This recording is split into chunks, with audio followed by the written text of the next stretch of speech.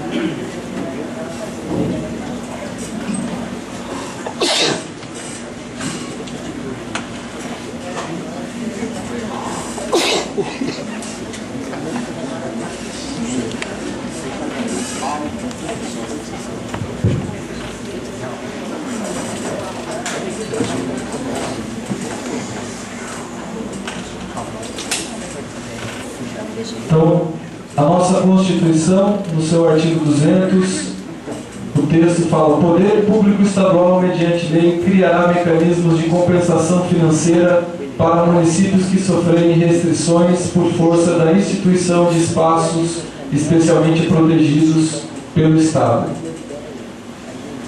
Próximo slide.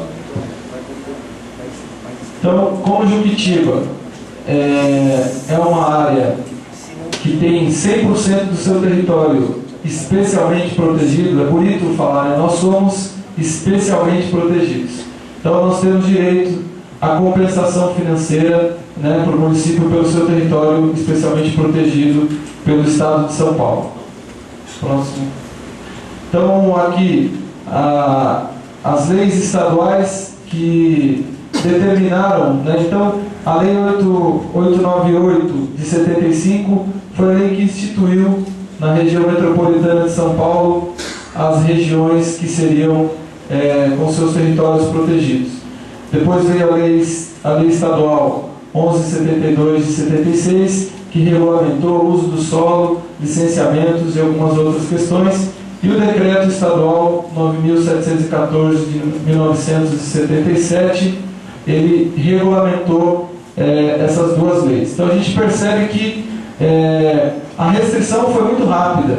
Então, de 75 já para 77, o governador à época regulamentou e colocou em prática a restrição e determinou que a nossa região devesse então cuidar dos seus recursos naturais. A região metropolitana de São Paulo é a região que abrange 39 municípios. Desses 25 municípios, eles localizam-se em áreas de proteção aos mananciais. Por isso devem obedecer à legislação específica de proteção aos mananciais, que são aquelas leis que eu citei no slide anterior. Aqui está a região metropolitana, todos os seus municípios, né? São 39 municípios na região metropolitana de São Paulo, e aqui o 21 é o nosso município de Juquitiba. É importante a gente observar a nossa localização, que a gente tem essa região aqui como uma região com uma grande potencialidade empresarial, comercial, econômica, financeira e industrial. Esse mapa ele mostra os municípios que são de proteção de mananciais na região metropolitana. Então, já lá em 1975, previa-se nessa região metropolitana, nessa aglomeração de municípios, que essa região aqui ela teria já na época um potencial de urbanização, de adensamento populacional e de muito uso dos recursos naturais em benefício do desenvolvimento econômico. Por isso é que eles então determinaram um cinturão para que fosse protegido os recursos naturais, principalmente a água, para que essa região, depois que ela se desenvolvesse, ela tivesse da onde buscar os recursos naturais. Próximo. Então, nós preservamos, obviamente, essa água para a humanidade e preservamos para abastecer a região metropolitana de São Paulo. Região metropolitana de São Paulo, que teve em 2008 um PIB de 572 bilhões de reais. É a sede do comando do grande capital privado. Então ali estão concentrados os mais importantes complexos industriais, comerciais e principalmente financeiros que controlam a atividade econômica do nosso país. 1 em cada 10 brasileiros, ele mora nessa metrópole, nessa região metropolitana. Essa região, entre 1962 e 2002, a sua mancha urbana passou de 877 quilômetros quadrados para 2.209 quilômetros quadrados. Então, isso reflete o desenvolvimento, o assentamento do desenvolvimento dessa região. No entanto, não é toda ela, porque aqui está privado do desenvolvimento 100%, e aqui também, mas essa região aqui é onde se concentrava, porque agora deve ter aumentado bastante o PIB de 572 bilhões de reais dessa região. E Juquitiba teve o seu território especialmente protegido justamente para prover a água para essa região. Como o próximo slide vai falar do sistema produtor São Lourenço. O que é esse sistema produtor? É um complexo de abastecimento de água para cerca de 1,5 milhão de pessoas na região metropolitana de São Paulo. Terá a captação de 4,7 metros cúbicos por segundo de água no reservatório Cachoeira do França. Então aquilo que eles previram lá atrás, protegendo a nossa região, vai se consolidar nos próximos anos, que é uma PPP de 1 bilhão e 200 ou 300 milhões de reais de investimentos e que tem uma previsão de retorno de 7 bilhões de reais ao longo do seu período de concessão. O custo disso daí, a gente sente na pele, o povo de Juquitiba sente na pele. Próximo slide, por favor, que é a presença do governo do Estado. Esse governo do Estado nos colocou essa nobre missão de sermos, como disse a apresentação, sermos os guardiões da água. Isso é muito nobre. Nós somos talvez o povo mais nobre da humanidade, porque a água, ela compõe 60% do nosso corpo. A nossa vida é composta 60% de água. E quem é o guardião desse bem natural? É o povo de Juquitiba também. E qual é a contribuição do governo do Estado? Qual tem sido? Qual foi?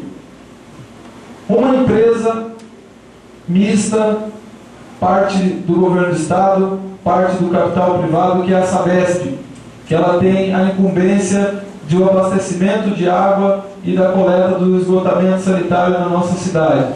O que nós observamos é o descaso. Nós temos 16% só do nosso esgoto coletado e tratado na nossa cidade. Isso é uma vergonha, né? Isso significa doença, isso significa agressão à vida, ao meio ambiente. E é um posicionamento do governo do Estado. Porque a Sabesp, ela fala que Juquitiba não dá lucro para ela. Então os investimentos aqui para ela não dão retorno. E é, no mínimo, estranho um município que preserva tanto e ainda ela quer ter lucro com a nossa cidade. O descaso com a segurança pública, que é outra obrigação do Estado. O Estado tem por obrigação cuidar da Polícia Militar, da Polícia Civil, e no nosso município de 500 km, mais de 500 km quadrados, fazemos divisa com outros tantos municípios, mentor. Temos a rodovia do Mercosul cortando o nosso município ao meio. E nós, com 3.000 quilômetros de estrada, não temos uma delegacia depois das 18 horas. Temos uma pequena companhia para atender todo o nosso povo de Juquitiba. E outro dia recebemos aqui, através do vereador Gilmar, um relato de uma senhora que já tinha sido assaltada por 3 ou 4 vezes e estava vivendo uma situação de pânico, né, sem o respaldo. Então essa é a situação que esse governo negligente, criminoso, tem com Juquitiba. Descaso com a habitação popular. Nós vimos aquela região toda se desenvolvendo, triplicando o seu adensamento urbano, obviamente que nós vamos receber essa população mais periférica, em áreas de ocupação irregulares, loteamentos irregulares, parcelamentos irregulares de solo. Então nós temos hoje uma situação caótica de habitação na nossa cidade. Nós temos como exemplo o Jardim das Palmeiras, a Rua das Camélias, temos aqui o bairro dos Brancos e tantos outros, o bairro do Justino, onde as pessoas se amontoam nos morros, na beira de córregos, porque elas não têm habitação. E em 2010, nós fizemos um esforço tremendo, mentor, com toda a dificuldade que nós temos aqui de regularização fundiária.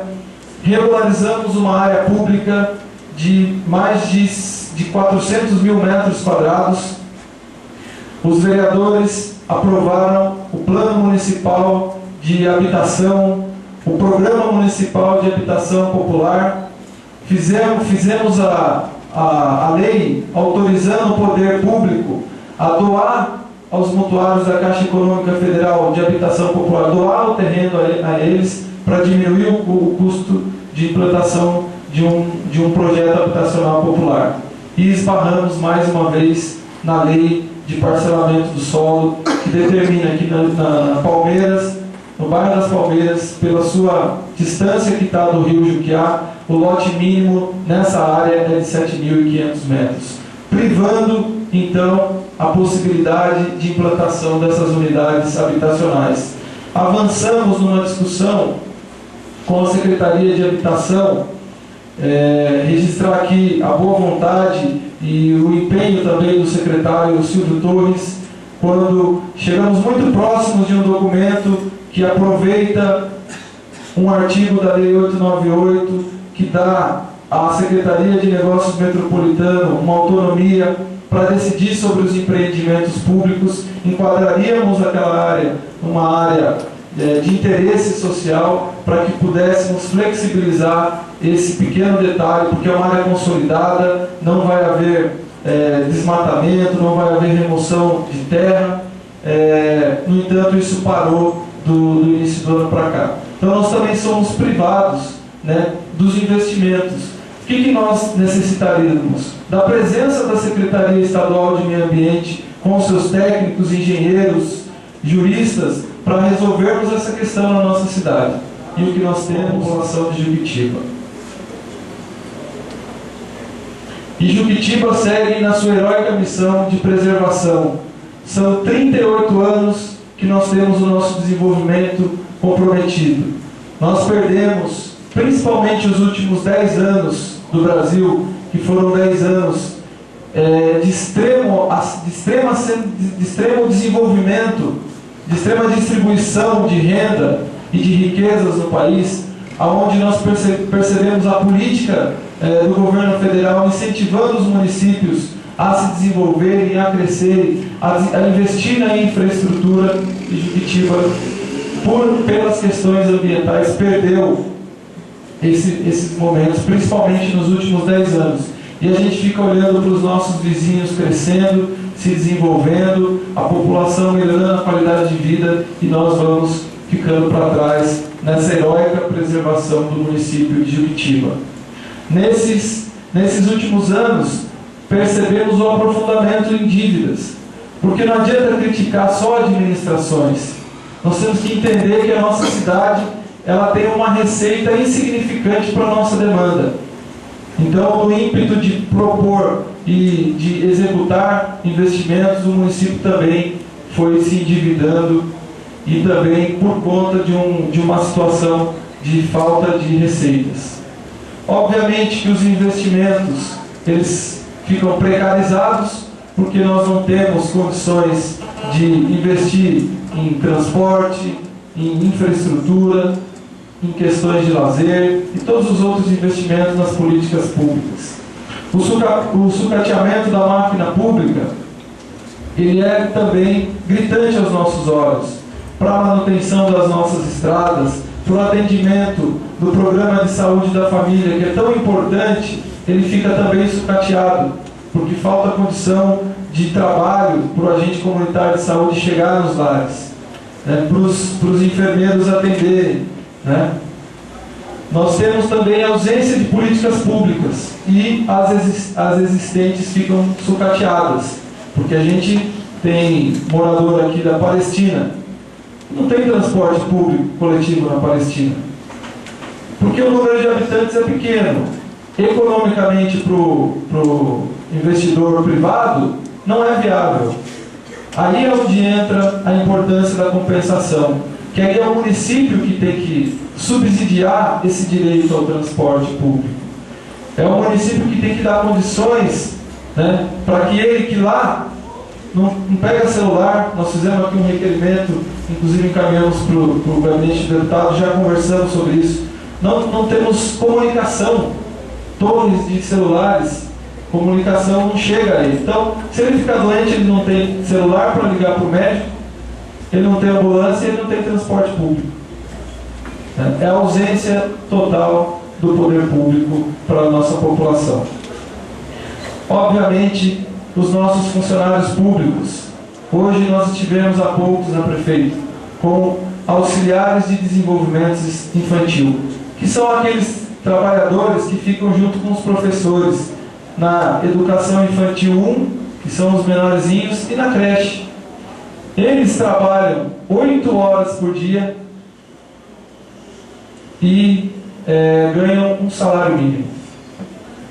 E eles questionam, mas quando nós entramos, a minha diferença era tão grande para o salário mínimo, e ao longo do tempo foi equiparando e hoje chegou igual ao salário mínimo, porque o Brasil cresceu. O presidente Lula fez com que o reajuste do salário mínimo e o poder aquisitivo do salário mínimo, ele crescesse muito além do que simplesmente o reajuste geral anual, que é a correção que teve aqui o salário dos servidores de Juquitiba. Então o nosso funcionalismo, ele vem penalizado. São os braçais que estão tendo que se multiplicar nas estradas para poder dar conta desse trabalho, para poder fazer com que nós consigamos pelo menos chegar a pé nas nossas casas. Então essa é a situação do nosso município de Juquitiba.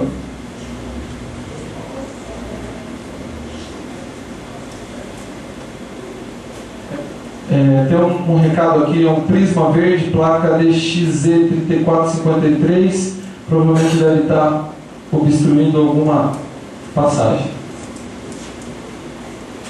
Então nós precisamos, senhores deputados, cidadãos, colegas vereadores, prefeito, colega vereador, presidente da Câmara, nós precisamos dar um basta nessa negligência. Porque desde que começamos esse movimento, eu venho usando essa palavra porque eu não encontrei no dicionário outra para definir o que é esse governador do estado de São Paulo com Juquitiba. Negligente.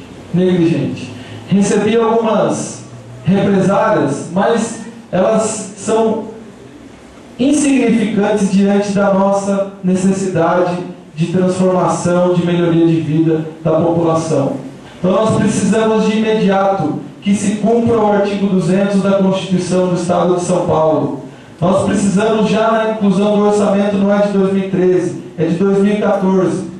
Esse ano será elaborado o orçamento de 2014. Nós precisamos exigir que Juquitiba seja, já nesse orçamento, compensado por essa preservação e por essa restrição no uso do seu solo. Nós queremos também a criação imediata de um grupo de trabalho com integrantes do governo estadual, inclusive da Secretaria de Fazenda, para que se inicie um diálogo com o nosso município e com os outros também, para que nós possamos, já de imediato, termos algumas questões e termos alguns pontos avançados na nossa luta. Essa é uma luta que é uma luta pelo direito à vida. Nós não estamos partidarizando, nós estamos reivindicando que se cumpra a Constituição do Estado de São Paulo, que esse governador deixe de ser negligente conosco, para não dizer criminoso, porque a gente sabe o quanto que já se sofreu. E nós precisamos dizer para a região metropolitana de São Paulo, dos municípios que vão receber a água de Juquitiba, que essa água que será bombeada para lá, ela vai chegar lá biologicamente pura, mas ela vai chegar lá socialmente imunda. ela vai ter miséria, ela vai ter sangue, ela vai ter pobreza de uma população tão honrosa e tão guerreira na sua preservação ambiental.